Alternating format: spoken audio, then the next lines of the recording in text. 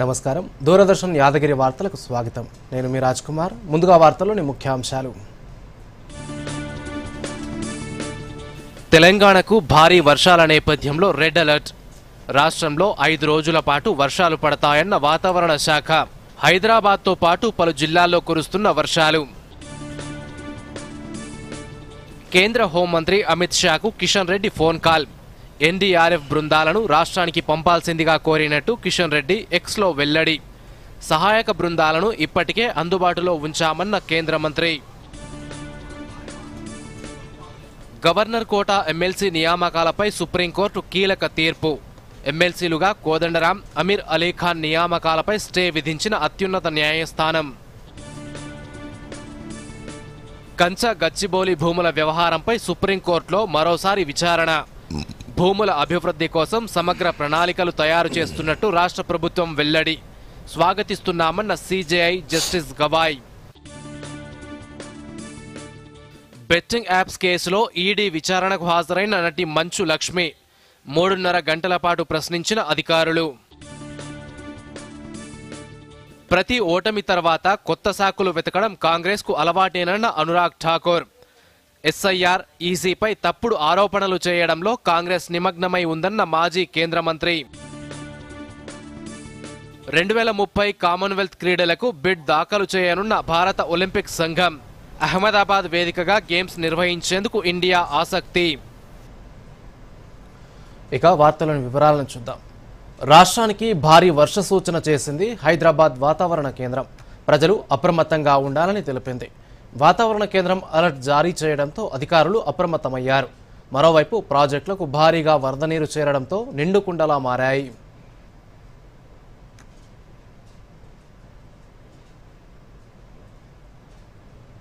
పలుచోట్ల జాతీయ రహదారులపైకి వరద నీరు చేరడంతో రాకపోకలకు అంతరాయం ఏర్పడింది హైదరాబాద్లో భారీ వర్షం కురిసింది జూబ్లీ హిల్స్ మాదాపూర్ రామంతపూర్ మలక్పేట్ సికింద్రాబాద్ చిలకలగూడ మారేడ్పల్లి నాంపల్లి బషీర్బాగ్ హిమాయత్ నగర్ ముషీరాబాద్ కవాడిగూడ దోమలగూడ గచ్చిబౌలి రాయదుర్గంలో వర్షం కురిసింది లోతట్టు ప్రాంతాలు జలమయమయ్యాయి వర్షం కారణంగా వాహనాల రాకపోకలకు అంతరాయం ఏర్పడింది వర్షాలు కురుస్తాయన్న సూచనల నేపథ్యంలో ఐటీ కంపెనీలు తమ ఉద్యోగులకు వర్క్ ఫ్రం హోం ఆదేశాలిచ్చారు హైదరాబాద్లోని పాత బస్తీ పరిధి యాకుత్పురాలో మేకకు ఆహారం కోసం ఆకులు కోయడానికి వెళ్లిన గౌస్ అనే వ్యక్తి పట్టుతప్పి నాలాలో పడిపోయాడు సమాచారం అందుకున్న హైడ్రా సిబ్బంది స్థానికుల సాయంతో ఆయనను కాపాడారు ఖమ్మం జిల్లా మదిర నియోజకవర్గంలో భారీ వర్షం కురుస్తోంది వరద నీరు రోడ్లపైకి చేరడంతో వాహనదారులు ఇబ్బందులు పడుతున్నారు కూసుమంచి మండలం జిళ్ల చెరువు గ్రామంలో అర్ధరాత్రి వర్ష బీభత్సం సృష్టించింది రాత్రి 11 గంటల నుంచి సుమారు 3 గంటల వరకు విరామం లేకుండా వర్షం కురవడంతో గ్రామంలోని పెద్ద చెరువుకు భారీగా వరద నీరు పోటెత్తింది సమీపంలోని ఇళ్లలోకి నీళ్లు చేరడంతో సామాగ్రి తడిసిపోయింది మరోవైపు ఎగువ నుంచి భారీగా వరద జైలవ్వ చెరువుకు వస్తుండటంతో కట్ట తెగే అవకాశం ఉందని ఇరిగేషన్ పంచాయతీ అధికారులు కట్టకు గండి పెట్టి దిగువకు నీటిని విడుదల చేశారు 2 చెరువుల అలుగు ఉధృతంగా ప్రవహించడంతో సుమారు 100 ఎకరాలలో పంట పొలాలు నీట మునిగాయని రైతులు ఆవేదన వ్యక్తం చేస్తున్నారు భారీ వర్షాల నేపథ్యంలో అప్రమత్తంగా ఉండాలని ఇన్ఛార్జ్ మంత్రులు అధికారులను సీఎం రేవంత్ రెడ్డి ఆదేశించారు హైదరాబాద్ కమాండ్ కంట్రోల్ సెంటర్ నుంచి జిల్లా కలెక్టర్లతో సీఎం వీడియో కాన్ఫరెన్స్ ద్వారా సమీక్ష నిర్వహించారు 3 రోజుల పాటు అన్ని శాఖల ఉద్యోగులకు సెలవులు రద్దు చేయాలని సీఎం ఆదేశించారు వరంగల్ హనుమకొండ జనగామ మహబూబాబాద్ యాదాద్రి భువనగిరి జిల్లాల్లోని పాఠశాలలకు సెలవులు ప్రకటించింది ఇక గ్రేటర్ హైదరాబాద్ పరిధిలోని పాఠశాలల్లోనూ బుధ గురువారాల్లో ఒంటిపూట బడులు నిర్వహించాలని విద్యాశాఖ పేర్కొంది ఎగువన కురుస్తున్న వర్షాలకు రాష్ట్రంలోని ప్రాజెక్టులకు భారీగా వరద నీరు చేరుతోంది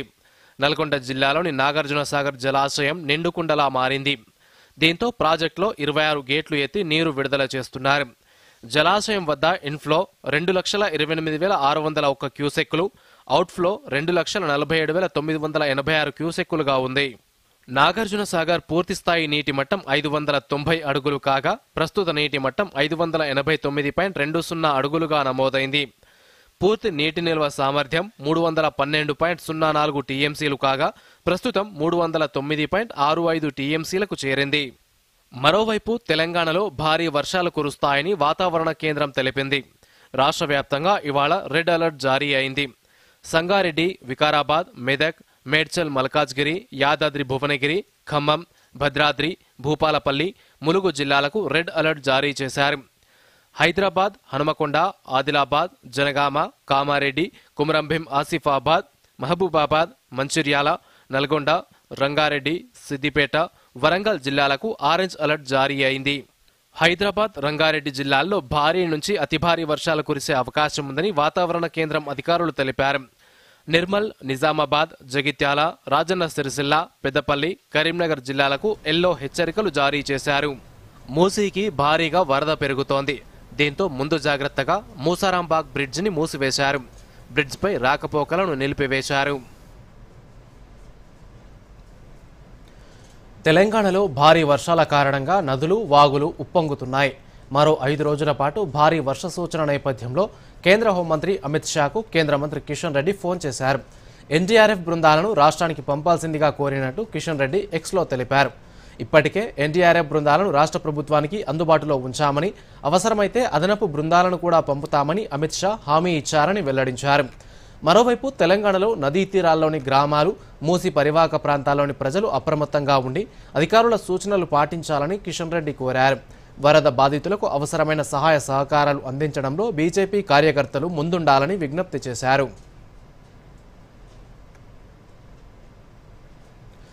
పశ్చిమ మధ్య బంగాళాఖాతంలో అల్పపీడనం ఏర్పడిందని, దీని ప్రభావంతో రాష్ట్రంలో మరికొన్ని రోజుల పాటు భారీ నుంచి అతి భారీ వర్షాలు కురుస్తాయని హైదరాబాద్ వాతావరణ కేంద్రం డైరెక్టర్ నాగరత్న తెలిపారు.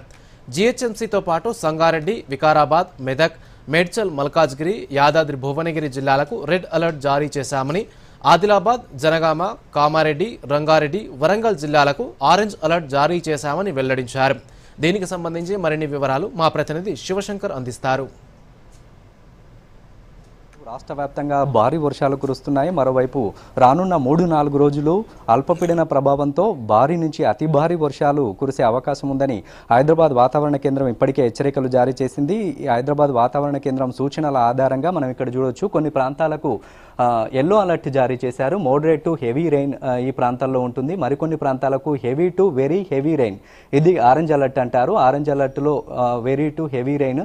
ఇక రెడ్ అలర్ట్ కొన్ని ప్రాంతాలకు ఉంది. ఎక్స్ట్రీమ్లీ హెవీ రెయిన్, అతి భారీ వర్షాలు నమోదయ్యే ప్రాంతాలను రెడ్ అలర్ట్ కింద చేర్చారు. ఇక్కడ మనం ఈ మ్యాప్లో కూడా చూడొచ్చు, ఈ ప్రాంతాలకు జగిత్యాల, హైదరాబాద్, జీహెచ్ఎంసీ, వరంగల్ ఈ ప్రాంతాలకు రెడ్ అలర్ట్ జారీ చేశారు. రాబోయే 3-4 రోజులు ఈ ప్రాంతాల్లో అతి భారీ వర్షాలు నమోదయ్యే అవకాశం ఉంది. ఇక మిగతా ప్రాంతాలు ఇక్కడ మనం చూడొచ్చు, ములుగుతో పాటు జయశంకర్, భూపాలపల్లి, ఆదిలాబాద్, సిద్దిపేట ఈ ప్రాంతాల్లో ఎల్లో అలర్ట్ జారీ చేశారు. అదేవిధంగా ఆరెంజ్ అలర్ట్ ప్రాంతాలు చూడొచ్చు మనం, జయశంకర్, భూపాలపల్లి, ములుగు ఇక్కడ ఈ ప్రాంతాల్లో ఆరెంజ్ అలర్ట్, హెవీ రెయిన్ నమోదయ్యే అవకాశం ఉంది. భారీ వర్షాలు మాత్రమే నమోదయ్యే అవకాశం ఉంది.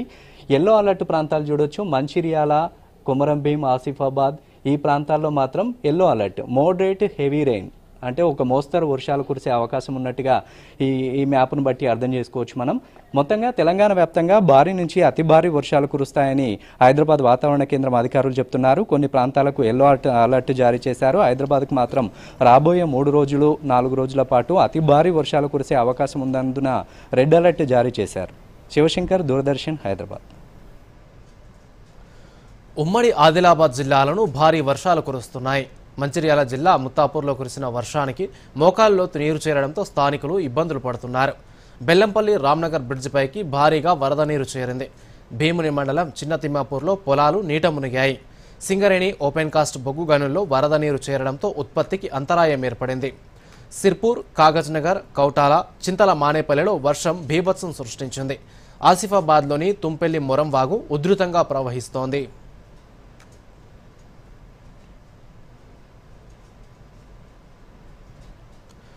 నిర్మల్ జిల్లాలోని కడెం జలాశయానికి భారీగా వరద నీరు చేరుతోంది.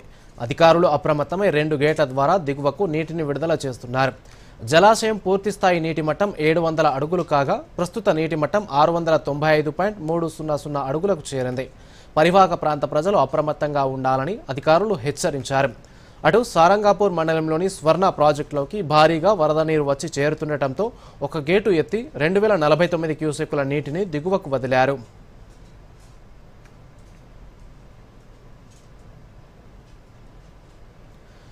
రాష్ట్రంలో గవర్నర్ కోటా ఎమ్మెల్సీ నియామకాలపై సుప్రీంకోర్టు కీలక తీర్పు వెలువరించింది. తెలంగాణ జనసమితి అధ్యక్షుడు కోదండరాం, అమీర్ అలీఖాన్ నియామకాలపై సర్వోన్నత న్యాయస్థానం స్టే విధించింది. వారి నియామకాలను నిలిపివేస్తూ తీర్పునిచ్చింది. ఎమ్మెల్సీలుగా కోదండరాం, అమీర్ అలీఖాన్ నియామకాలను బీఆర్ఎస్ నేత దాసోజు శ్రవణ్ సత్యనారాయణ సుప్రీంకోర్టులో సవాల్ చేశారు. ఆ పిటిషన్లపై విచారించిన సుప్రీంకోర్టు నేడు తీర్పు వెలువరించింది. తదుపరి ఉత్తర్వులకు అనుగుణంగా ఎంపిక ఉండాలని పేర్కొంటూ గతంలో ఇచ్చిన మధ్యంతర ఉత్తర్వులను ధర్మాసనం సవరించింది. మధ్యంతర ఉత్తర్వుల తర్వాత ప్రమాణ స్వీకారం చేయడం తప్పు అని సుప్రీంకోర్టు పేర్కొంది.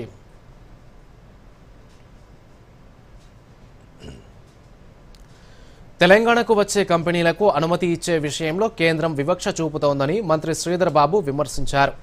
ఏపీకి కొత్త ప్రాజెక్టులు కేటాయించి తెలంగాణను మాత్రం పక్కన పెడుతోందన్నారు.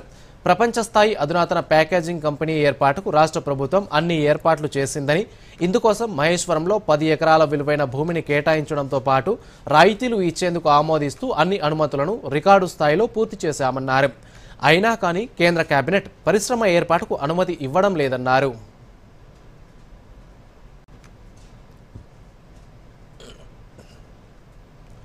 కంచ గచ్చిబౌలి భూముల అభివృద్ధి కోసం సమగ్ర ప్రణాళికలు తయారు చేస్తున్నట్టు సుప్రీంకోర్టుకు రాష్ట్ర ప్రభుత్వం తెలిపింది. ఈ ప్రతిపాదనను స్వాగతిస్తున్నట్టు సిజేఐ జస్టిస్ బిఆర్ గవాయ్ వ్యాఖ్యానించారు. కంచ గచ్చిబౌలి భూముల అంశంపై ఇవాళ సుప్రీంకోర్టులో విచారణ జరిగింది. తాము అభివృద్ధికి వ్యతిరేకం కాదని జస్టిస్ గవాయ్ పేర్కొన్నారు. అదే సందర్భంలో పర్యావరణ పరిరక్షణను కూడా పరిగణలోకి తీసుకోవాలన్నారు. సమగ్ర ప్రణాళిక తయారు చేసి కోర్టుకు అందించేందుకు తమకు 6 వారాలు సమయం కావాలని రాష్ట్ర ప్రభుత్వం కోరింది. ఇందుకు సిజేఐ ధర్మాసనం అంగీకరించింది. తదుపరి విచారణ 6 వారాలకు వాయిదా వేసింది.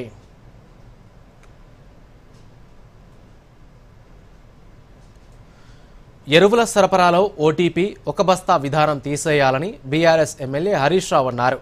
సిద్దిపేట జిల్లాలోని రాఘవాపూర్లో పర్యటించారు. రైతులు ఎరువుల కోసం క్యూలో నిల్చోవడాన్ని చూసి ఆగారు. రైతులతో మాట్లాడి సమస్యలు తెలుసుకున్నారు. ఈ సందర్భంగా మాట్లాడుతూ ప్రభుత్వం సబ్సిడీ నుంచి తప్పించుకునేందుకు కృత్రిమ కొరతను సృష్టిస్తోందని విమర్శించారు. మరోవైపు నీటిపారుదల శాఖ మంత్రి ఉత్తమ్ కుమార్ రెడ్డికి హరీష్ రావు లేఖ రాశారు. కాళేశ్వరం ప్రాజెక్టు కింద ఉన్న జలాశయాలు నింపాలని అందులో విజ్ఞప్తి చేశారు.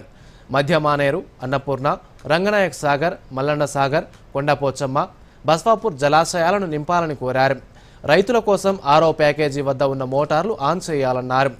జలాశయాల్లో నీరు నింపకపోవడంతో రైతులు తీవ్ర ఆందోళనలో ఉన్నారని పేర్కొన్నారు.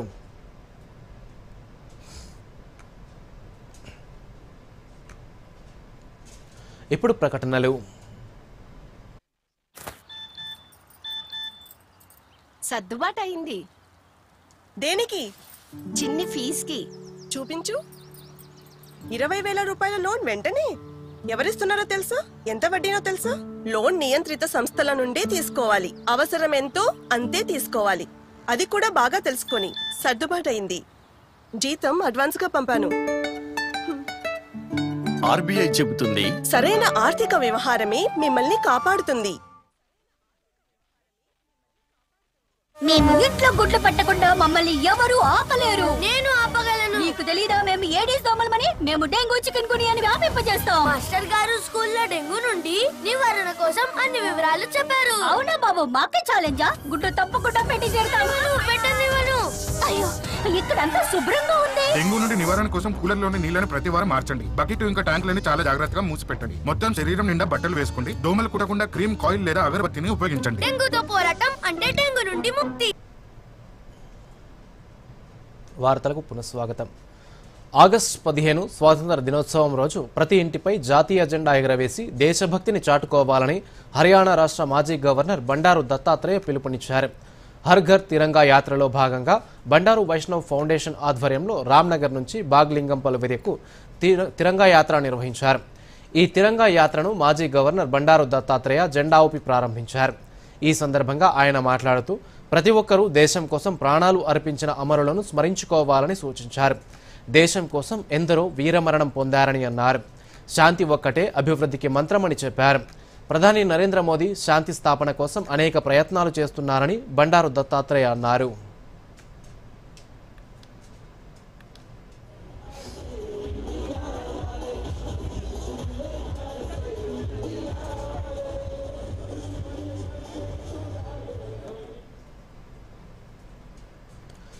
మంచిర్యాల జిల్లా మందరమరిలో కార్మిక మైనింగ్ శాఖ మంత్రి వివేక్ వెంకటస్వామి కార్మెల్ నూతన డిగ్రీ కాలేజ్ భవనాన్ని ప్రారంభించారు.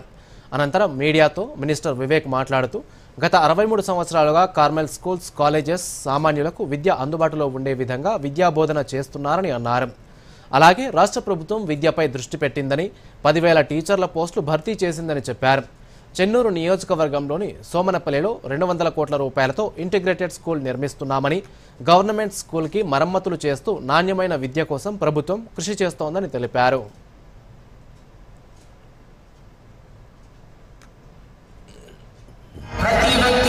మందమరిలో కార్మెల్ గ్రూప్ ఆఫ్ ఇన్స్టిట్యూషన్స్ 63 సంవత్సరాల నుంచి మందమరి పిల్లలకు మంచి విద్య నేర్పిస్తున్నారు.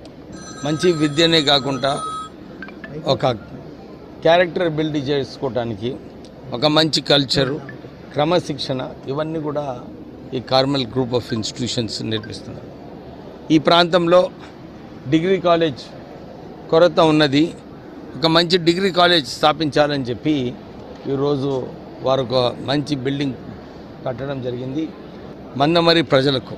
ఎందుకంటే కానీ బీద ప్రజలకు ఒక మంచి ఇన్స్టిట్యూషన్ కావాలి, వారికి తక్కువ ఖర్చుతో ఇన్స్టిట్యూషన్ కావాలంటే అది కార్మెల్ గ్రూప్ ఆఫ్ ఇన్స్టిట్యూషన్స్ అని చెప్పి వారు ఈరోజు ఈ సంస్థను ప్రారంభం చేయడం జరిగింది. విధి నిర్వహణలో అమరుడైన జవాన్ బానోతు అనిల్ కుమార్ అంత్యక్రియలు స్వగ్రామమైన ఖమ్మం జిల్లా కారేపల్లి మండలం సూర్యాతాండలో ముగిశాయి. శ్రీనగర్లో ఈ నెల 11న అనిల్ మృతి చెందాడు. అనిల్ మృతదేహాన్ని స్వగ్రామమైన సూర్యాతండాకు భారీ ర్యాలీతో తీసుకొచ్చారు. ఇవాళ అధికార లాంఛనాలతో అంత్యక్రియలు నిర్వహించారు. ఈ సందర్భంగా అనిల్ భార్యకు యూనిఫామ్ అందజేశారు. దేశానికి సేవ చేయాలని కలలుగన్న అనిల్ విద్యాభ్యాసం అనంతరం ఆర్మీలో చేరారు. ఏడాదిన్నర క్రితమే తండ్రి అనారోగ్యంతో మృతి చెందాడు. అనిల్కు గత ఏడాది వివాహం కాగా 7 నెలల కుమారుడున్నాడు.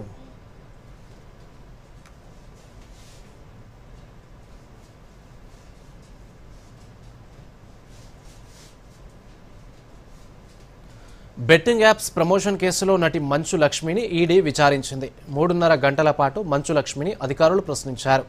ఈ కేసులో బ్యాంక్ స్టేట్మెంట్లను ఈడీకి ఆమె అందించారు. బెట్టింగ్ యాప్ల నుంచి తీసుకున్న పారితోషికం, కమిషన్లపై ఈడీ అధికారులు మంచు లక్ష్మిని ప్రశ్నించారు. యోలో 247 అనే బెట్టింగ్ యాప్ని మంచు లక్ష్మి ప్రమోట్ చేశారు. ఈ నేపథ్యంలో బెట్టింగ్ యాప్స్ సంస్థల నుంచి ఆర్థికపరమైన లావాదేవీలపై మంచు లక్ష్మిని ఈడీ అధికారులు విచారించారు. ఇక ఇప్పటికే ఈ కేసులో నటులు ప్రకాష్ రాజ్, విజయ్ దేవరకొండ, రాణాలను ఈడీ అధికారులు ప్రశ్నించారు. ప్రకాష్ రాజ్ను 6 గంటలు, విజయ్ దేవరకొండను 4 గంటల పాటు విచారించారు.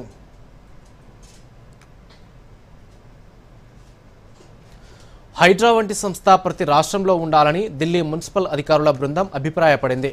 అప్పుడే చెరువులు, నాళాలు, కాలువలు వంటివి ఆక్రమణకు గురికాకుండా ఉంటాయని పేర్కొంది. హైదరాబాద్ అంబర్పేటలోని బతుకమ్మకుంటను ఢిల్లీ మున్సిపల్ అధికారుల బృందం సందర్శించింది. ఈ చెరువు నిర్మాణం జాతీయ స్థాయిలో చర్చకొచ్చిందని ఈ బృందానికి నేతృత్వం వహిస్తున్న ఢిల్లీ మున్సిపల్ హార్టికల్చర్ విభాగం అధిపతి డాక్టర్ ఆశీష్ అన్నారు. కబ్జాల చెర నుంచి విముక్తి కల్పించడం, మండు వేసవిలో 2 మీటర్ల లోతు తవ్వగానే నీరు ఉబికి వచ్చిన వీడియోలను పరిశీలించారు. ఢిల్లీలో కూడా చెరువులు చాలా వరకు కబ్జాకు గురయ్యాయని, హైడ్రా వంటి సంస్థతో వాటిని పునరుద్ధరించడం, పరిరక్షించడం సులభం అవుతుందని అన్నారు.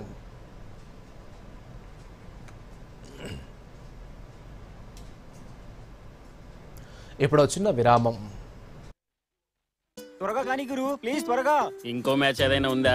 అలాంటిదే అనుకో గురు, బ్యాంక్ వెళ్ళాలి తాతగారిని తీసుకుని. అవును కదా, వయసు అయిపోయినప్పుడు అప్పుడప్పుడు సహాయం కావాలి మరి. కానీ బ్యాంకింగ్ కాదు. అయినా గానీ ఆర్బీఐ ఉంటుంది, సీనియర్ సిటిజన్స్ అందరికంటే ముందని. మీరు 70 ఏళ్లు నిండిన వారైనా, మీరు బ్యాంకుకి వెళ్ళలేకపోయినా బ్యాంకు మీ దగ్గరికి వస్తుంది అవసరమైన సేవలతో, అది యోగ్యమైన ధరలకి. సీనియర్ అందరికన్నా ముందు. ఆర్బీఐ అంటుంది, విషయాలు తెలుసుకోండి, జాగరూకంగా ఉండండి. వార్తలకు పునఃస్వాగతం. ఆగస్టు 15న ప్రతి ఇంటిపై జాతీయ జెండాను ఎగురవేయాలని పిలుపునిచ్చారు ఎంపీ రఘునందన్ రావు. సిద్దిపేట జిల్లా కేంద్రంలోని ప్రభుత్వ హైస్కూల్ గ్రౌండ్ నుంచి తిరంగా ర్యాలీని ప్రారంభించారు. ఈ సందర్భంగా ఎంపీ రఘునందన్ రావు మాట్లాడుతూ దేశవ్యాప్తంగా ప్రజల్లో జాతీయ భావనను పెంపొందించే లక్ష్యంతో స్వాతంత్ర దినోత్సవం రోజున ప్రతి ఇంటిపై జాతీయ జెండాను ఎగురవేసే విధంగా పట్టణాలు, మండల కేంద్రాల్లో తిరంగా ర్యాలీలు నిర్వహిస్తున్నట్టు తెలిపారు. దేశవ్యాప్తంగా పార్టీలకు అతీతంగా మతాలకు అతీతంగా విద్యార్థుల్లో జాతీయ భావాన్ని పెంపొందించే విధంగా తిరంగా ర్యాలీలు చేపట్టినట్టు తెలిపారు.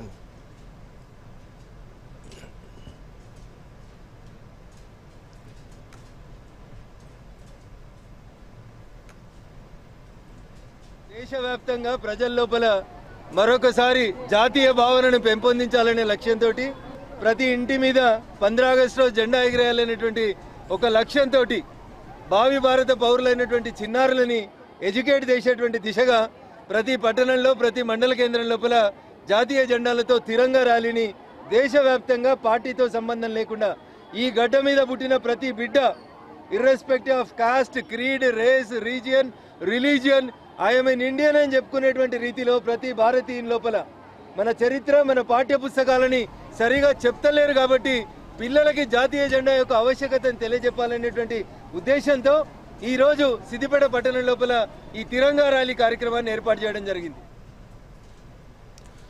అన్ని దానాల కంటే ముఖ్యమైనది అవయవ దానం.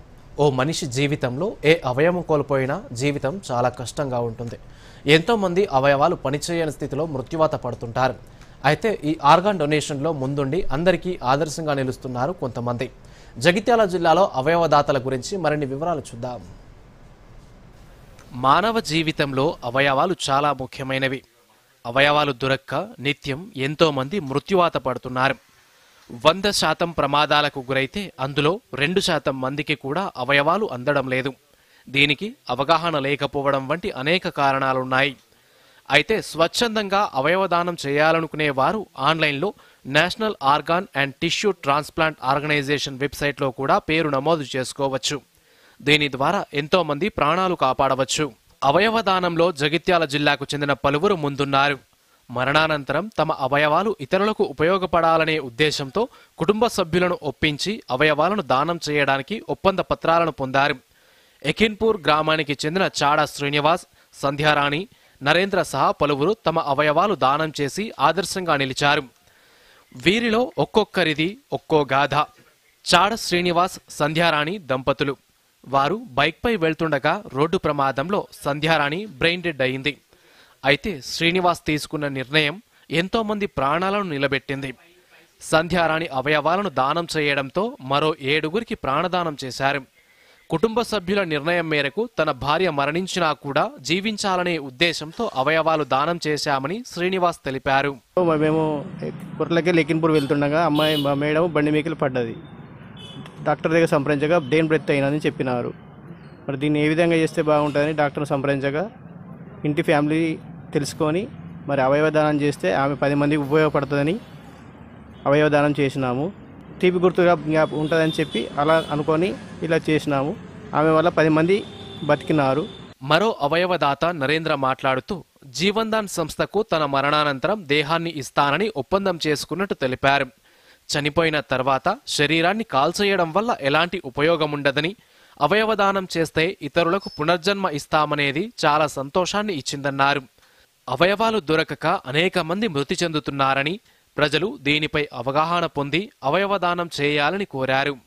మనం చనిపోయిన తర్వాత మన యొక్క శరీరం అనేటువంటిది ఇంకో వేరే పర్సన్కి ఉపయోగపడుతుంది అనేటువంటి ఆలోచనతోని జీవన్ దాన్ అనేటువంటి గవర్నమెంట్కి సంబంధించినటువంటి సంస్థకి మనం బాడీ డొనేషన్ చేయడం జరిగింది. ఈ విషయం చాలామందికి చెప్పాను. నేను కూడా చాలామంది కూడా ముందుకు వస్తున్నారు ఈ విషయం మీద. మన యొక్క శరీరం ఇతరులకు ఉపయోగపడే విధంగా మీరందరూ కూడా ఈ యొక్క కార్యక్రమంలో మీరందరూ పాల్పంచుకోవాలని నా యొక్క ప్రార్థన. కొరుట్ల ప్రభుత్వాసుపత్రిలో ఈఎన్టీ సర్జన్గా పనిచేస్తున్న డాక్టర్ రమేష్ మాట్లాడుతూ తన మరణానంతరం తన దేహం ఇతరులకు ఉపయోగపడాలనే ఉద్దేశంతో జీవన్దాన్ సంస్థకు ఒప్పంద పత్రం రాసినట్టు తెలిపారు. అవయవాలను దానం చేయడం వల్ల ఎంతో మందికి పునర్జన్మను ఇవ్వవచ్చని తెలిపారు. అవయవ దానంపై ప్రజలు అవగాహన పెంచుకోవాలని సూచించారు. ఒకప్పుడు అవయవ దానం అనేది ఎవరికి సరిగా పరిచయం లేని విషయము. బట్ ఈ మధ్యకాలంలో అవయవ దానం గురించి సరైన అవగాహన తెచ్చుకొని కొన్ని వందల వేల ప్రాణాలు మనం దక్కించుకున్నాము. ఎంత అవసరమైన అవయవమైనా కూడా మనము ఈ అవయవ దానం అనే ప్రక్రియను సులభతరం చేసుకొని ఎంతో అవగాహనతోని మనం దీన్ని కొన్ని వందల వేల ప్రాణాలు దక్కించుకోగలుగుతున్నాం. నేను కూడా ఒక సోషల్ రెస్పాన్సిబుల్ పర్సన్గా నేను కూడా నా అవయవదానాన్ని రిజిస్టర్ చేసుకోవడం జరిగింది. చివరి మజిలీలో కూడా ఎంతో మందికి ఉపయోగపడుతున్నామనే సంతోషంతో అపోహలు వీడి అవయవదానం చేయాలని పిలుపునిస్తున్నారు. Bureau report, Doordarshan news. ప్రతి ఓటమి తర్వాత కొత్త సాకులు వెతకడం కాంగ్రెస్కు అలవాటేనని బీజేపీ ఎంపీ అనురాగ్ ఠాకూర్ విమర్శించారు. ఢిల్లీలో ఆయన మీడియాతో మాట్లాడారు. ఓటర్ల జాబితా, బీహార్ ఎస్ఐఆర్పై కాంగ్రెస్ ఆరోపణలు అనురాగ్ ఠాకూర్ను తోసిపుచ్చారు. రాబోయే బీహార్ అసెంబ్లీ ఎన్నికల్లో కాంగ్రెస్ ఓడిపోతున్నందున ఇతర ప్రతిపక్ష పార్టీలతో కలిసి తప్పుడు ఆరోపణలు చేయడంలో కాంగ్రెస్ ఇప్పటికే నిమగ్నమై ఉందన్నారు. ఎన్నికల్లో ఓటములపై కాంగ్రెస్ ఆత్మపరిశీలన చేసుకోకుండా కేంద్ర ఎన్నికల సంఘం ఈవీఎంలు, ఓటర్ల జాబితాపై విమర్శలు చేస్తోందని మండిపడ్డారు.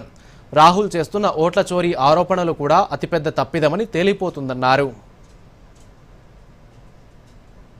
राहुल गांधी जी के नेतृत्व पर सवाल खड़े होते हैं. अब जब वो चुनाव हार जाते हैं तो ईवीएम पर प्रश्न चिन्ह खड़ा करते हैं, तो कभी वोटर्स पर ठीकरा फोड़ते हैं. ईवीएम मशीन की हेराफेरी कांग्रेस कहती रही. फिर उन्होंने कहा ईवीएम बैन करो, बैलेट पेपर को वापस लाओ. और अब बिहार चुनाव हारता देखकर कांग्रेस पहले ही विपक्षी दलों के साथ मिलकर झूठे आरोप लगाने में लगी है. कल कुछ कांग्रेस के लोग कह रहे थे राहुल गांधी जी और विपक्ष के नेताओं ने बवंडर खड़ा किया. अरे भाई बवंडर नहीं, बलंडर है. और मैं बताने वाला हूं कैसे. जितने आरोप आज तक लगाए, मैं राहुल जी को यही कहूं.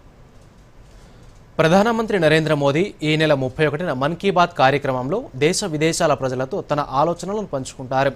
దూరదర్శన్, ఆకాశవాణి ద్వారా 31వ తేదీ 11 గంటలకు 125వ ఎపిసోడ్ ప్రసారం కానుంది. హిందీ ప్రసారం తర్వాత దూరదర్శన్ యాదగిరిలో తెలుగు అనువాదం ఉంటుంది. నెలవారీ ఈ కార్యక్రమానికి తమ ఆలోచనలు, సూచనలను 1800117800 టోల్ ఫ్రీ నంబర్ ద్వారా సమర్పించవచ్చు. నరేంద్ర మోదీ యాప్ లేదా మైగవ్ ఓపెన్ ఫోరం ద్వారా ఆన్లైన్లో తమ అభిప్రాయాలను పంచుకోవచ్చు. ఈ ఎపిసోడ్ కోసం సూచనలను ఈ నెల 29వ తేదీ వరకు స్వీకరిస్తారు. ముంబై ఉగ్రవాద దాడి కేసులో నిందితుడు తహవ్వూర్ రాణా జ్యుడిషియల్ కస్టడీని ప్రత్యేక ఎన్ఐఏ కోర్టు సెప్టెంబర్ 8 వరకు పొడిగించింది. రాణా జ్యుడిషియల్ కస్టడీ ముగియడంతో అతన్ని వీడియో కాన్ఫరెన్స్ ద్వారా ప్రత్యేక ఎన్ఐఏ కోర్టులో హాజరుపరిచారు. తహవ్వూర్ రాణా కస్టడీని పొడిగిస్తూ కోర్టు తీర్పునిచ్చింది. అంతర్జాతీయ క్రీడా పోటీలకు ఆతిథ్యం ఇచ్చేందుకు భారత్ సిద్ధమవుతోంది. 2030 కామన్వెల్త్ గేమ్స్ నిర్వహణ కోసం బిడ్ దాఖలు చేయడానికి భారత ఒలింపిక్ అసోసియేషన్ ఆమోదం తెలిపింది. ప్రత్యేక సాధారణ సమావేశంలో ఈ నిర్ణయం తీసుకుంది. కామన్వెల్త్ గేమ్స్ నిర్వహణ కోసం బిడ్లను దాఖలు చేసేందుకు ఆగస్టు 31వ తేదీ వరకు తుది గడువు ఉంది. 2030 ఎడిషన్ కామన్వెల్త్ గేమ్స్ను నిర్వహించేందుకు తాము ఆసక్తిగా ఉన్నామని ఐఓఏ గత మార్చిలోనే ఇంట్రెస్ట్ ఆఫ్ హోస్టింగ్ అంటూ లెటర్ను పంపింది. ఈసారి భారత్ ఆతిథ్య అవకాశం దక్కితే అహ్మదాబాద్ వేదికగా గేమ్స్ నిర్వహించేందుకు ఐఓసీ ఆసక్తి కనబరుస్తోంది. ఐసీసీ విడుదల చేసిన వన్డే ర్యాంకింగ్స్లో 784 పాయింట్లతో శుభ్మన్ గిల్ మొదటి స్థానంలో నిలిచాడు. 756 పాయింట్లతో రోహిత్ శర్మ రెండో స్థానం దక్కించుకున్నాడు. పాకిస్తాన్ క్రికెటర్ బాబర్ ఆజం వెస్టిండీస్తో జరుగుతున్న సిరీస్లో బ్యాటింగ్లో విఫలమయ్యాడు. దీంతో అతడు 751 పాయింట్లతో మూడో స్థానానికి పడిపోయాడు. విరాట్ కోహ్లీ 736 పాయింట్లతో 4వ స్థానంలో ఉన్నాడు. 708 పాయింట్లతో శ్రేయస్ అయ్యర్ 8వ స్థానం దక్కించుకున్నాడు. కేఎల్ రాహుల్ 15వ స్థానంలో కొనసాగుతున్నాడు. దేశీయ స్టాక్ మార్కెట్ సూచీలు లాభాల్లో ముగిశాయి. సెన్సెక్స్ 304 పాయింట్ల లాభంతో 80,539 వద్ద ముగిసింది. నిఫ్టీ 131 పాయింట్ల లాభంతో 24,619 వద్ద స్థిరపడింది. డాలర్తో రూపాయి మారకం విలువ 87.43గా ఉంది.